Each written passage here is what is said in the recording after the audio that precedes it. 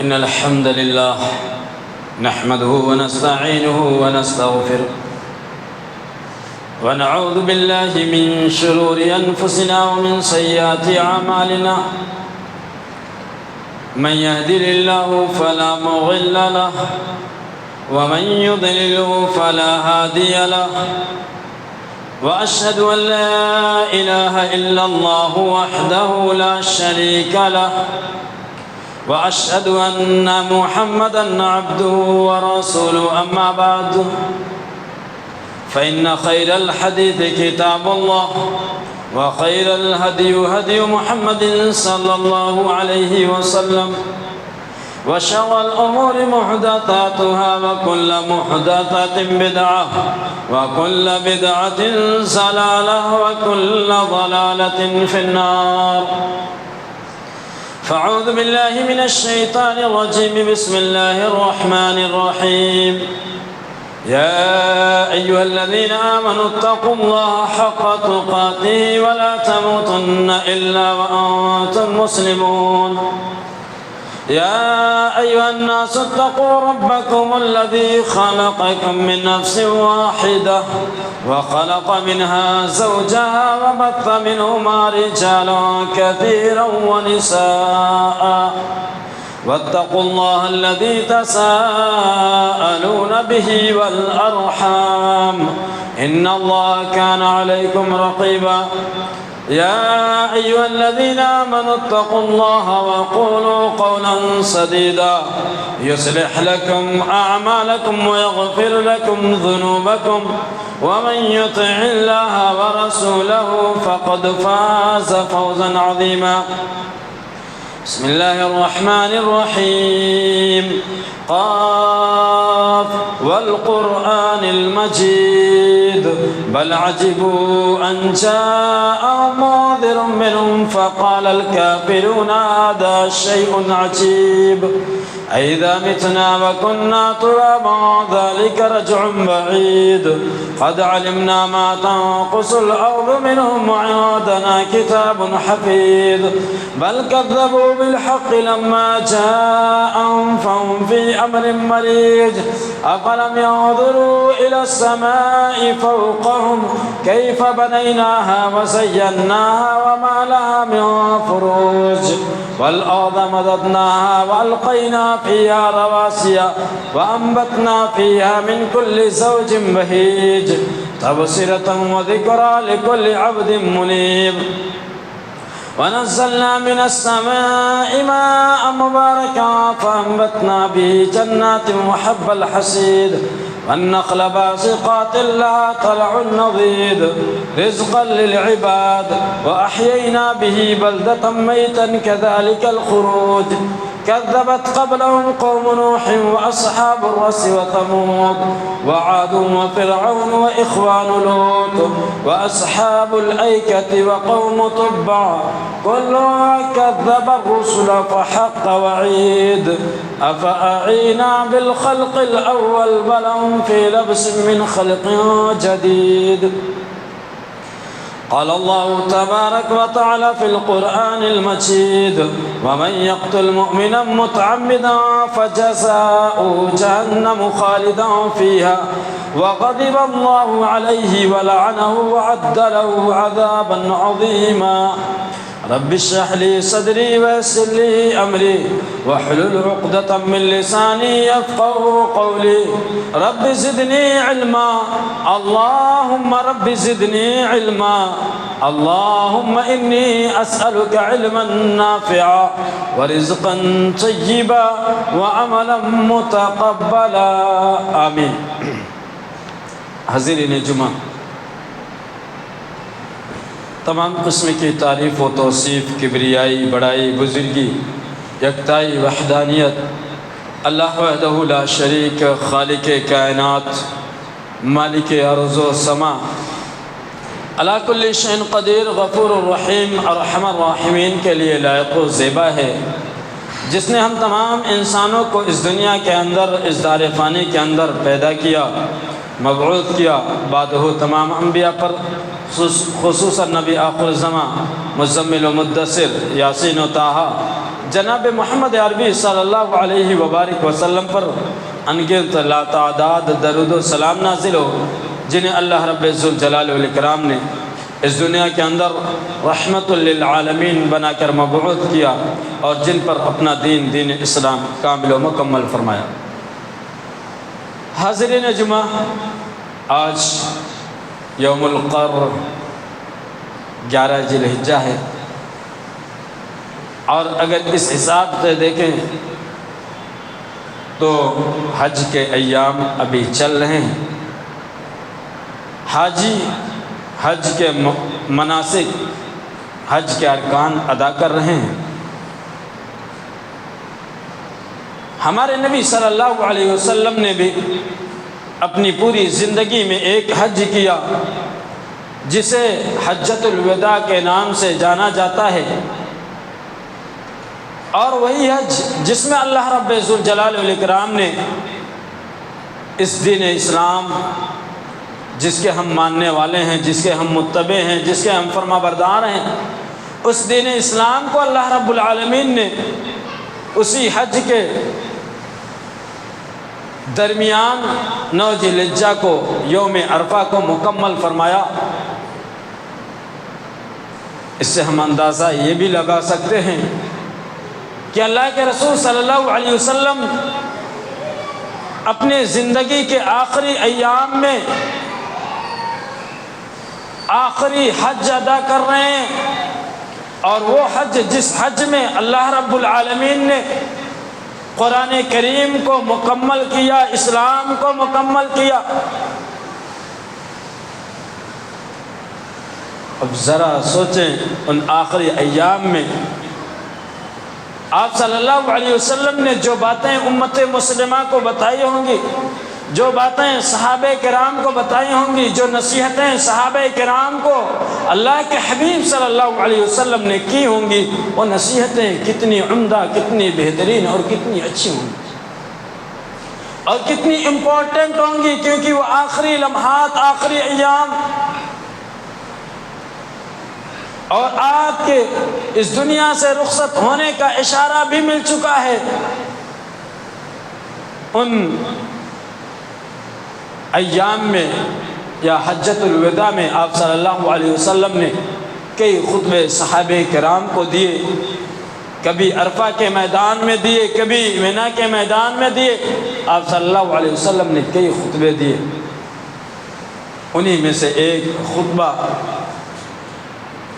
عرفہ کے میدان میں آپ صلی اللہ علیہ وسلم نے دیا۔ انشاءاللہ العزیز آج اسی خطبے کے سلسلے میں کچھ گفتگو کروں گا، اور اس خطبے میں اللہ کے حبیب صلی اللہ علیہ وسلم نے لوگوں کو کیا پیغام دیا، وہ آپ لوگوں کے سامنے انشاءاللہ العزیز رکھوں گا۔ راوی حدیث حضرت جابر رضی اللہ عنہ ہیں، کہتے ہیں اللہ کے رسول صلی اللہ علیہ وسلم کے لیے نمرہ میں ایک خیمہ نصب کیا گیا، ایک خیمہ لگایا گیا۔ جب سورج ڈھل گیا، یعنی دوپہر ہو گئی، آفٹرنون ہو گیا، تو آپ صلی اللہ علیہ وسلم میدان عرفہ میں تشریف لائے، اور میدان عرفہ میں تشریف لا کر صحابہ کرام کو مخاطب کر کے 10 نصیحتیں، 10 باتیں فرمائی۔ کہا ان دماءکم و اموالکم حرام کحرمت یومکم ھذا فی بلدکم ھذا فی شہرکم ھذا علی کل شیء من امر الجاہلیت تحت قدمی موضوع ودماء الجاہلیت موضوعۃ وان اول دم أزعوا من دمائنا دم ابن ربيعة بن الحارث كان مسترزعا في بني سعد فقتلته هزيل وربا الجاهلية موضوع وأول ربا أزعوا ربا عباس بن عبد المطلب فإنه موضوع كله فاتقوا الله في النساء فإنكم أخذتموهن بأمان الله واستحللتم فروجهن بكلمة الله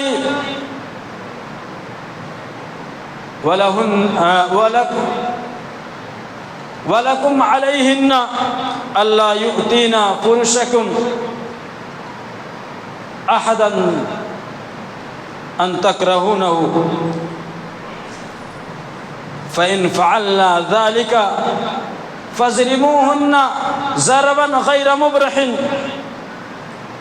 ولهن عليكم رزقهن وكسوتهن بالمعروف وقد تركت فيكم ما لن تضلوا بعده إن اعتصمتم به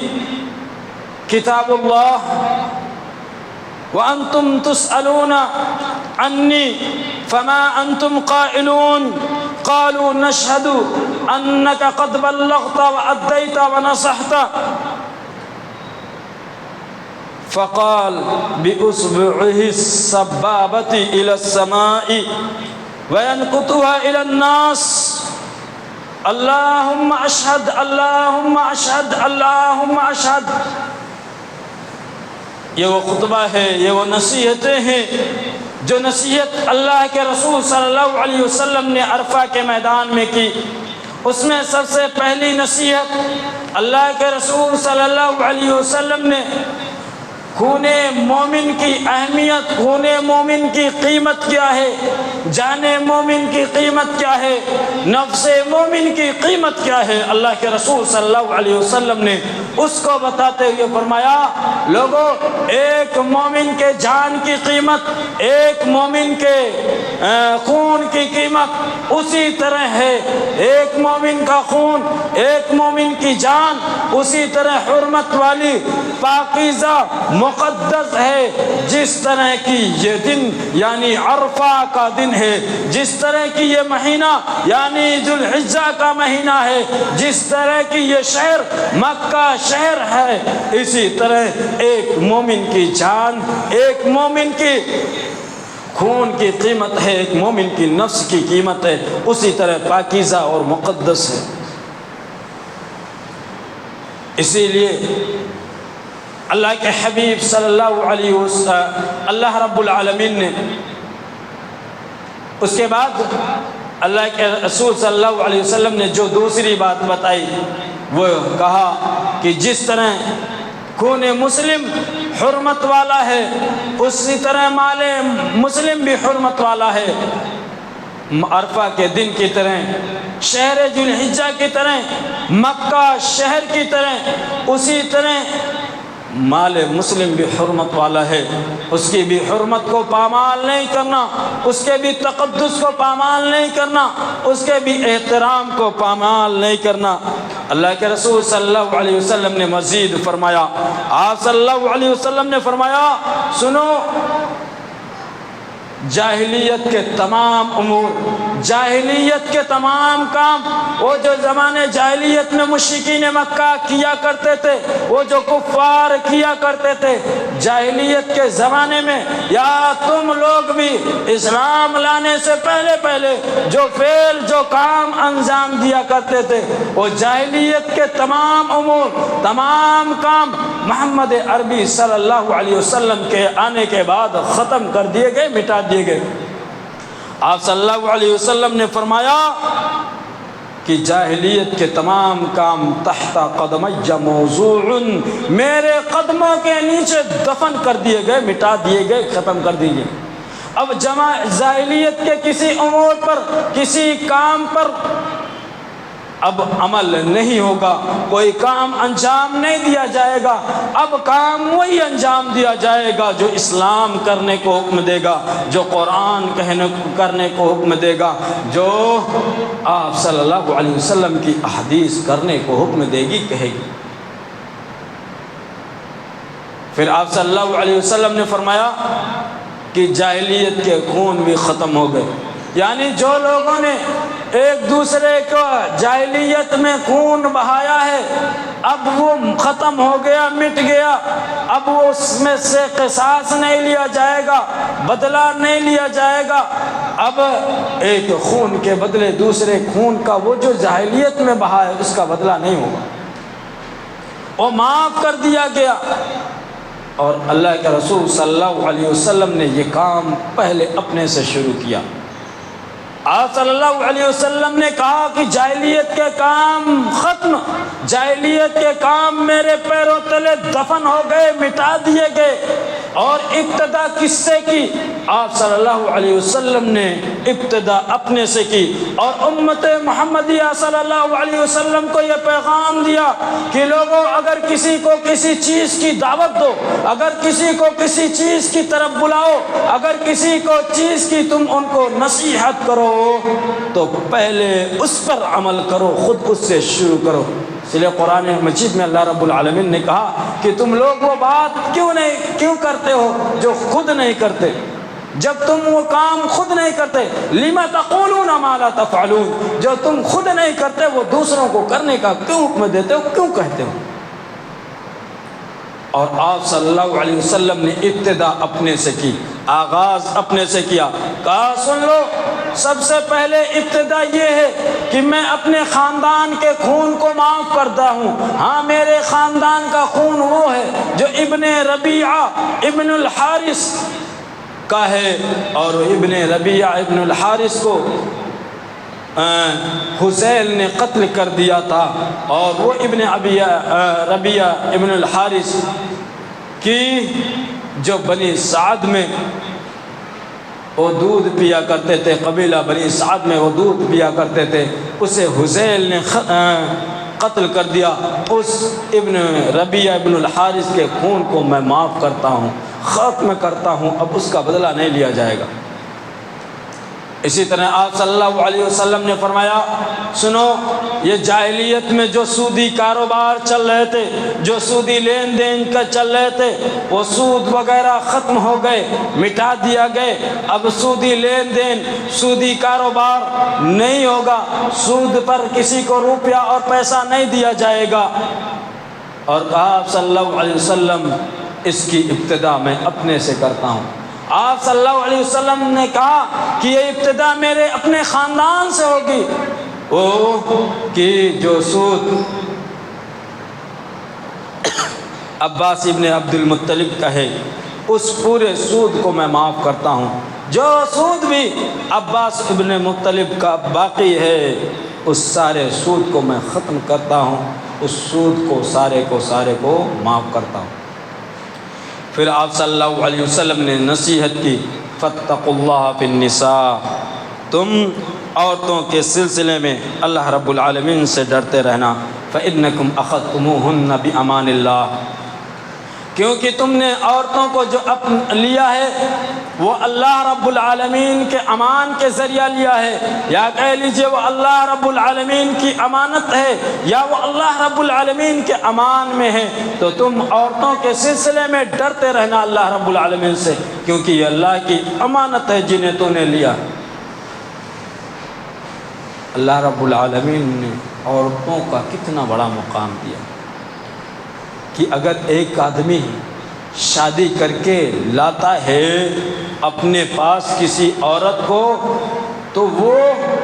اللہ رب العالمین کے امان کے ذریعہ لاتا ہے۔ کہا اللہ رب العالمین ڈرتے رہنا تم عورتوں کے سلسلے میں، اور تم نے اللہ کے کلمے کے ذریعہ اس کے شرمگاہ کو حلال کیا ہے، وہ کلمہ جو رب نے سکھایا ہے کہ جس کے ذریعہ ان کی شرمگاہیں حلال ہوں گی۔ کہا اگر تمہارے بستر پر کسی ایسے شخص کو آنے دے جسے تم ناپسند کرتے ہو کہ وہ تمہارے گھر میں آئے، پہلی بات ان لوگوں پر یہ ہے کہ اللہ یؤتینا فرشکم احدا تکرہونہ، کہ وہ کسی ایسے شخص کو آنے نہ دے، اور اگر لے آئیں فَإِن فَعَلْنَا ذَلِكَ فَاضْرِبُوهُنَّ ضَرَبًا غَيْرَ مُبْرِحٍ، تو اگر ان کو مارو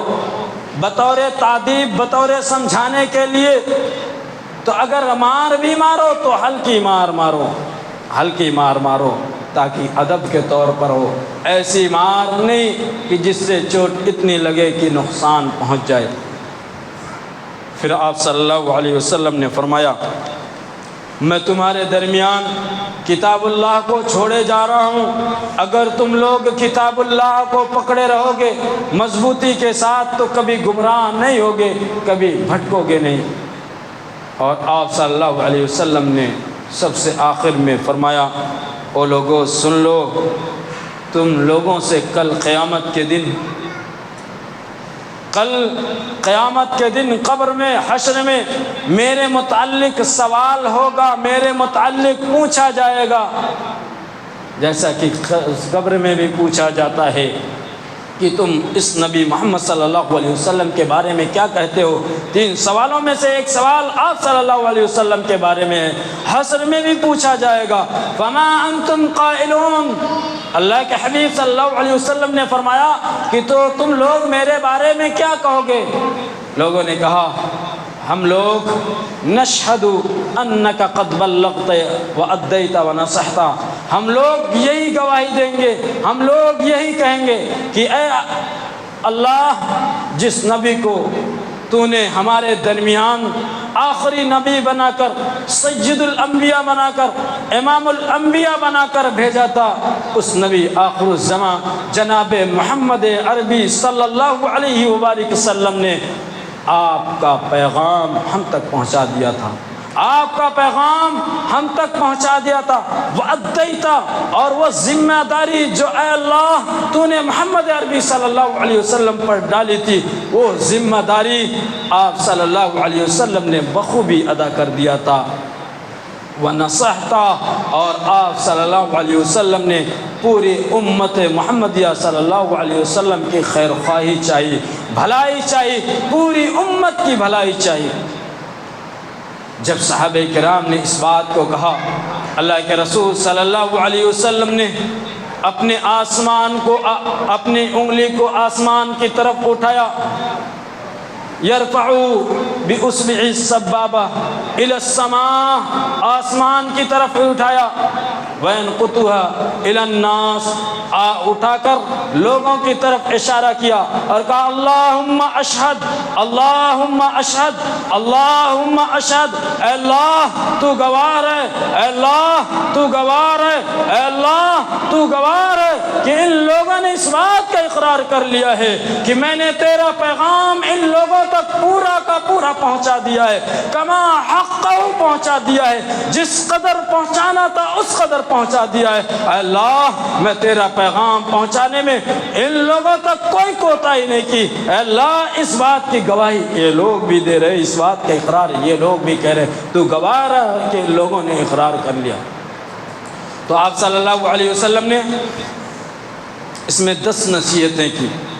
10 باتیں بتائی۔ سب سے پہلے خون مسلم کے بارے میں بتایا کہ خون مسلم کس قدر پاکیزہ، کس قدر عمدہ، کس قدر مقدس ہے۔ یہی وجہ ہے کہ اللہ رب العالمین نے قرآن مجید میں اور آپ صلی اللہ علیہ وسلم نے اپنی احادیث میں خون مسلم کی اہمیت بتائی، اور جو شخص اس کو ناحق بہائے، جو شخص کسی مسلمان مومن کا قتل کرے، آپ صلی اللہ علیہ وسلم نے، اللہ رب العالمین نے اور آپ صلی اللہ علیہ وسلم نے اس کے لیے سخت سزا بتائی، سخت وعیدیں بتائی۔ اللہ رب العالمین نے قرآن مجید کے اندر ارشاد فرمایا وَمَن يَقْتُلْ مُؤْمِنًا مُتَعَمِّدًا فَجَزَاؤُهُ جَهَنَّمُ خَالِدًا فِيهَا وَغَضِبَ اللَّهُ عَلَيْهِ وَلَعَنَهُ وَأَعَدَّ لَهُ عَذَابًا عَظِيمًا۔ اور لوگوں سن لو، تم میں سے کوئی شخص اگر جان بوجھ کر کسی مومن کو قتل کرتا ہے، کسی مومن کا خون بہاتا ہے، تو اس کے لیے 5 وعیدیں ہیں، اس کے لیے 5 سزائیں رب نے متعین کی ہے۔ رب کہہ رہا ہے کہ اس کے لیے 5 سزائیں ہیں۔ نمبر 1، وہ شخص جہنم کے اندر داخل کیا جائے گا،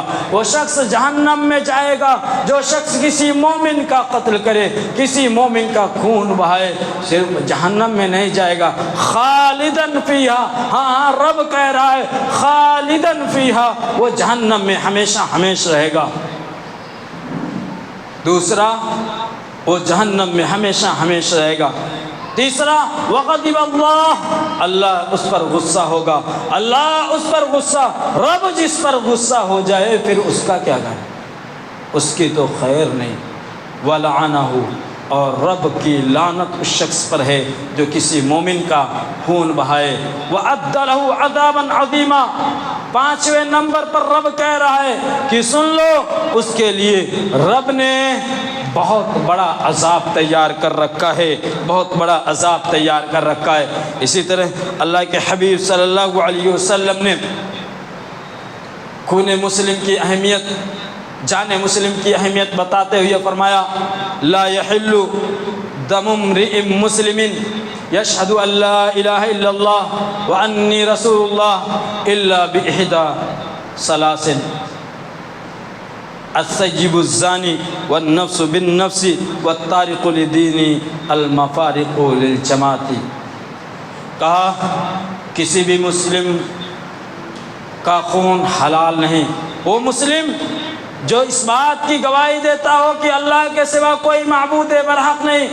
اور جو اس بات کی گواہی دیتا ہو کہ میں یعنی محمد عربی صلی اللہ علیہ وسلم اللہ کا رسول ہوں، جو اس بات کی گواہی دیتا ہو اس کا خون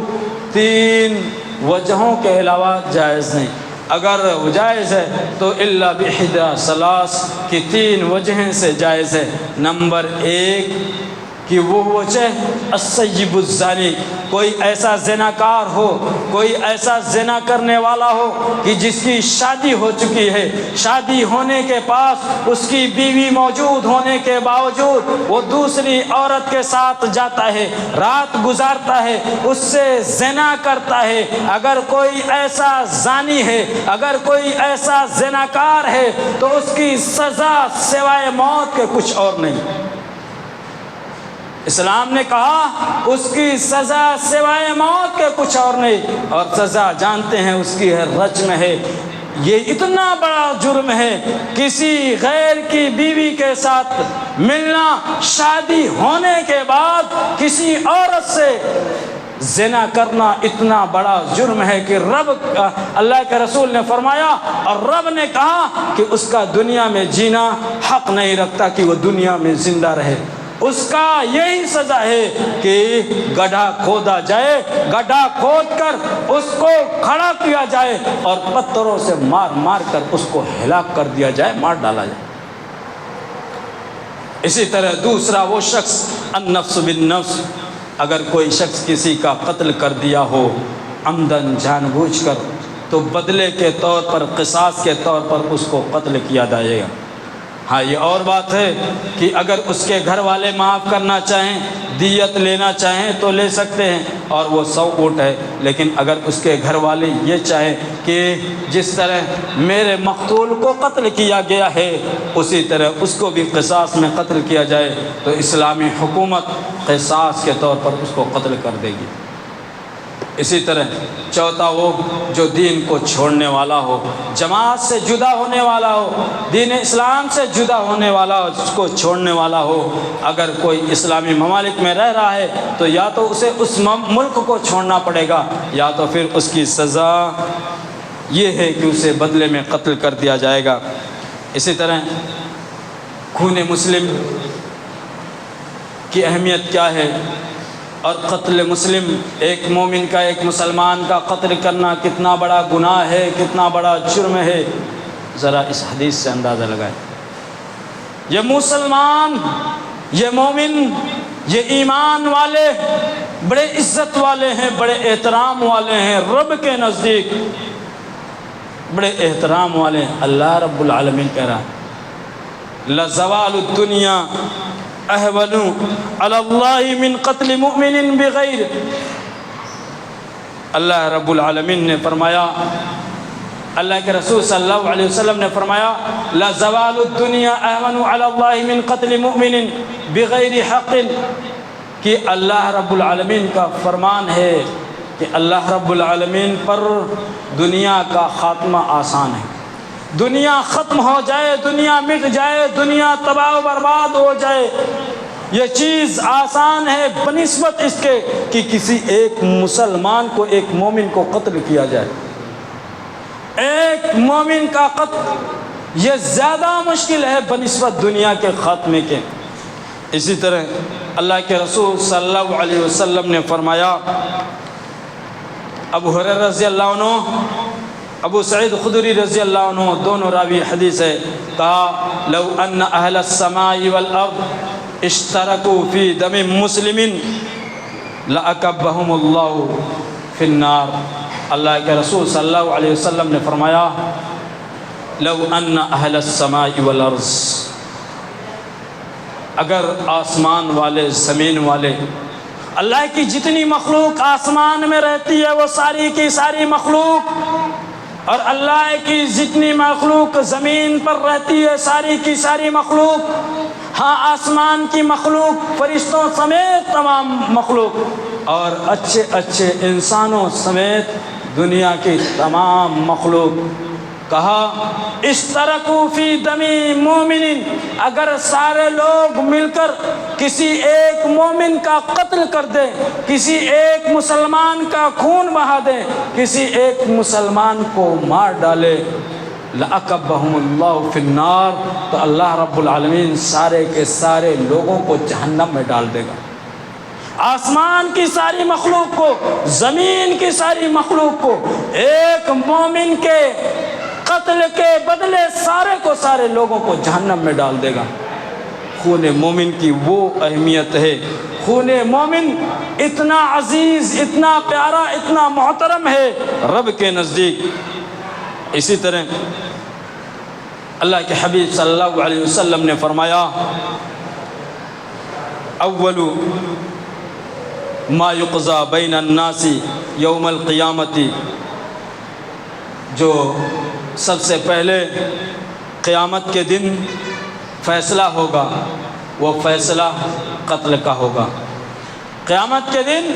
جو سب سے پہلے حساب لیا جائے گا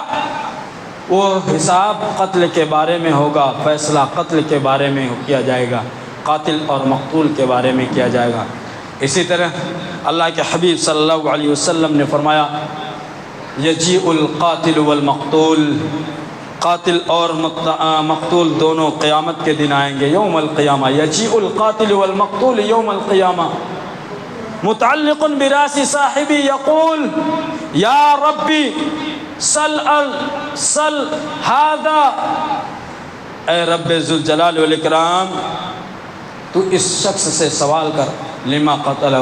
اللہ کے رسول صلی اللہ علیہ وسلم نے فرمایا، یجیء القاتل والمقتول، قاتل اور مقتول دونوں آئیں گے ایک ساتھ، متعلق براسہ، مقتول اپنے قاتل کے سر سے چمٹا ہوگا، اس کے سر کو پکڑا ہوا ہوگا، پکڑ کر کہے گا، رب، اے رب ذوالجلال والاکرام اس شخص سے سوال کر، اے اللہ اس شخص سے پوچھ کہ اس نے مجھے قتل کیوں کیا، کیوں اس نے مجھے دنیا میں قتل کیا تھا، اللہ اس شخص سے سوال کر، اس شخص سے پوچھ۔ ایک مومن کا خون اس قدر رب ذوالجلال والاکرام کے ہاں محبوب و پسندیدہ ہے۔ میرے عزیزوں اور دوستو، صرف خون مسلم ہی نہیں قابل احترام ہے، مال مسلم بھی قابل احترام ہے۔ اسی لیے رب نے قرآن مجید کے اندر کہا، یا ایھا الذین آمنوا لا تاکلوا اموالکم بینکم بالباطل الا ان تکون تجارۃ عن تراض منکم، اے وہ لوگو جو ایمان لائے ہو، آپس میں ایک دوسرے کا مال باطل طریقے سے نہ کھاؤ، ہاں یہ کہ تمہارے درمیان تجارت ہو، جائز تجارت کے ذریعہ ایک دوسرے کا مال کھاؤ۔ ایک دوسرے جگہ اللہ رب العالمین نے قرآن مجید کے اندر ارشاد فرمایا، وَلَا تَأْكُلُوا أَمْوَالَكُمْ بَيْنَكُمْ بِالْبَاطِلِ وَتُدْلُوا بِهَا إِلَى الْحُكَّامِ لِتَأْكُلُوا فَرِيقًا مِّنْ أَمْوَالِ النَّاسِ بِالْإِثْمِ وَأَنْتُمْ تَعْلَمُونَ، کہا آپس میں ایک دوسرے کا مال تم باطل طریقے سے نہ کھاؤ، اور یہ کہ اس کو کیس کرو، اس کا مقدمہ کرو، اور مقدمہ کر کے تم حاکم کو، وکیل کو تم رشوت دو، اور رشوت اس لیے دو کہ اپنے مسلمان بھائی کا حق ہڑپ لو، اپنے مسلمان بھائی کا حق مار لو، حالانکہ تمہیں معلوم ہے کہ یہ مال اس پر میرا حق نہیں ہے، یہ مال جو ہے اس پر میرے بھائی کا حق ہے، یہ زمین میرے بھائی کے حصے کی ہے، لیکن تم وکیل کو پیسہ دو، جج کو پیسہ دو، مقدمے لڑو کہ میں اس زمین کو حاصل کر لوں۔ اللہ رب العالمین نے کہا کہ اس طرح باطل طریقے سے تم ایک دوسرے کا مال نہ کھاؤ۔ باطل طریقہ یہ بھی ہے کہ چوری کر کے کھائیں، ڈاکہ زنی کریں، اور خرید و فروخت میں ایک دوسرے کو دھوکہ دے کر کریں۔ ہم ایک دوسرے کو خرید و فروخت میں دھوکہ دیں، اور اسی طرح یہ بھی ہے کہ امانت میں خیانت کریں، اور یہ بھی ہے کہ حرام مال کی تجارت کریں۔ یہ سارے طریقے باطل کے طریقے ہیں، اور باطل طریقے سے اللہ کے رسول اللہ رب العالمین نے ایک دوسرے کے مال کو کھانے کو حرام قرار دیا، اور اللہ کے رسول نے فرمایا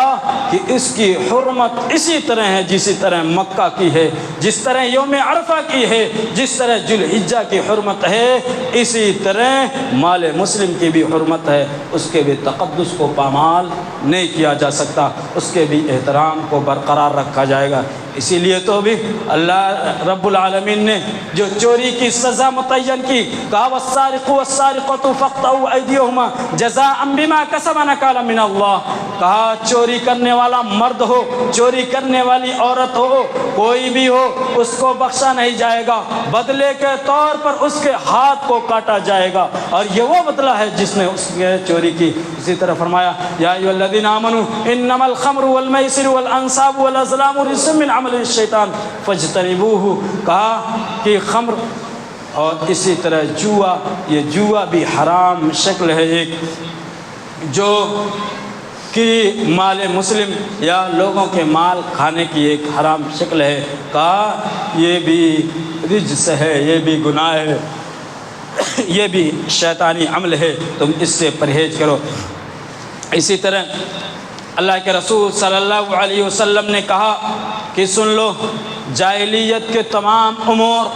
میرے پیروں تلے روت دیے گئے، اب جاہلیت کا کوئی رسم و رواج نہیں چلنے والا۔ لیکن ہائے مسلمان، ہائے مسلمان، افسوس ہے ان مسلمانوں پر، آج ہر رواج، ہر رسم جاہلیت کا اپنائے ہوئے ہیں، غیروں کا اپنائے ہوئے ہیں۔ بیٹی کے پیدائش سے لے کر بیٹی کے بڑے ہونے تک، بیٹی کے شادی سے لے کر بیٹے کے شادی سے لے کر مرنے تک، کفن دفن تک، ہر رواج یہ غیروں کا ہے، یہ کافروں کا ہے۔ ارے یہ جو کیا کہتے ہیں، ہم ان کے جنازے پر پھول اور ہار اور مالا چڑھاتے ہیں، یہ کس کا رواج ہے، یہ کس کا رسم ہے؟ ہم چھوٹے سے لے کر، بچپن سے لے کر مرنے تک،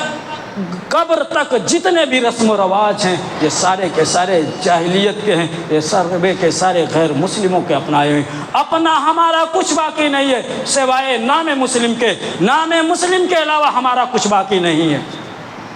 وضع میں تم ہو نصارہ تو تمدن میں ہنود، وضع میں تم ہو نصارہ تو تمدن میں ہنود۔ یہ وہ مسلمان ہیں جنہیں دیکھ کے شرمائے یہود۔ آج ہمارے رسم و رواج کو دیکھ کر غیر مسلموں کو بھی شرم و حیا آتی ہے کہ یہ وہ مسلمان ہیں، یہ اسلام کے ماننے والے ہیں، یہ وہی اسلام ہے جو محمد عربی صلی اللہ علیہ وسلم پر مکمل ہوا تھا۔ کہ اللہ کے رسول صلی اللہ علیہ وسلم نے سارے کے سارے چیزیں جو زمانے جاہلیت کی تھی، میرے پیروں تلے اسلام کے آنے کے بعد، میرے مبعوث ہونے کے بعد ساری کے ساری ختم کر دی گئی۔ لیکن اللہ کے رسول صلی اللہ علیہ وسلم نے فرمایا کہ اربع فی امتی من امر الجاہلیت لا یترکوہن، 4 جاہلیت کے ایسے کام ہیں جو لوگ کہ میری امت کے لوگ بھی کریں گے، اسے اپنائیں گے، وہ میری امت میں بھی برقرار رہے گا۔ کا الفقر فی الاحساب والطعن فی الانساب، حسب و نسب پر فخر کرنا، میں فلاں برادری کا ہوں، میں فلاں خاندان کا ہوں، میں فلاں خاندان کا ہوں، ہاں میں فلاں خاندان میں اپنا بیٹی نہیں دے سکتا، میں فلاں خاندان میں اپنا بیٹا نہیں دے سکتا، فلاں خاندان کی لڑکی نہیں لا سکتا۔ ارے وہ نیچ جات کا، وہ چھوٹی جات کا، وہ کم برادری کا، اس کے گھر میں اپنی بیٹی دوں گا، اپنا رشتہ دوں گا۔ آج یہ فخر ہمارے مسلمانوں میں موجود ہے۔ اللہ کے رسول نے فرمایا جاہلیت کی بات ہے، یہ مسلمان تو تقوی دیکھتا ہے، پرہیزگاری دیکھتا ہے، اور تقوی و پرہیزگاری کے بنا پر لڑکے کی بھی شادی، لڑکی کی سب کی شادی کی جاتی ہے۔ اسی طرح فرمایا انصاب یعنی نسب و نسب میں کسی کو طعنہ زنی کرنا، اور اللہ کے رسول صلی اللہ علیہ وسلم نے فرمایا والاستسقاء بالنجوم، ستاروں کے ذریعہ یہ پانی طلب کرنا کہ اب فلاں نچھتر آئے گا، فلاں آئے گا تو اس طرح ہوں گا۔ بہت ساری جگہوں پر یہ چیز بہت رواج ہے کہ اب یہ آئے گا، اب موسم میں بارش ہوگی، اس موسم میں زیادہ بارش ہوگی، اس موسم میں زیادہ بارش ہوگی، اس موسم میں کم ہوگی۔ تو نجوم کے ذریعہ یہ کوئی متعین نہیں کب بارش زیادہ ہو کب بارش کم ہو، ستاروں کے ذریعہ یہ بارش طلب کرنا۔ اسی طرح فرمایا والنیاحۃ، نوحہ و ماتم کرنا، یہ بھی زمانے جاہلیت کے امور میں سے ہے۔ اللہ کے رسول نے فرمایا کہ میری امت میں یہ جاہلیت کے کاموں میں سے جو کام ہے یہ باقی رہیں گے، کہ اگر کسی کے گھر میت ہو جائے گی تو وہ بھی روئیں گے، اسی طرح نوحہ و ماتم کریں گے۔ اور رونا نوحہ و ماتم کیا ہے؟ چیخ چیخ کر، چلا چلا کر رونا، اور اس کے اوصاف حمیدہ کو بیان کرنا، ہائے فلاں ایسا تھا، فلاں ایسا تھا، فلاں ایسا تھا، اور چیخنا چلانا، گریبان پڑھنا۔ آج تو ایک جماعت کا پورا یہی شیوا ہے نوحہ و ماتم کرنا۔ اللہ کے رسول نے فرمایا یہ جاہلیت کے امور میں سے ہے جو میری امت میں باقی رہیں گے۔ لیکن میرے عزیزوں اور دوستوں، اللہ کے رسول نے فرمایا کہ محمد عربی صلی اللہ علیہ وسلم کے آنے کے بعد جاہلیت کے تمام کام ختم ہو گئے۔ اب ماننا ہے، عمل کرنا ہے، اس پر کرنا ہے جو قرآن مجید میں لکھا ہے، عمل کرنا ہے اس پہ کرنا ہے جو محمد عربی صلی اللہ علیہ وسلم کی احادیث میں لکھا ہے۔ کام وہی ہوگا، عمل وہی ہوگا، جاہلیت کے تمام کام ختم کیے جائیں گے۔ اللہ رب العالمین سے دعا ہے کہ العالمین ہمیں کہنے سننے سے زیادہ عمل کرنے کی توفیق عطا فرمائے۔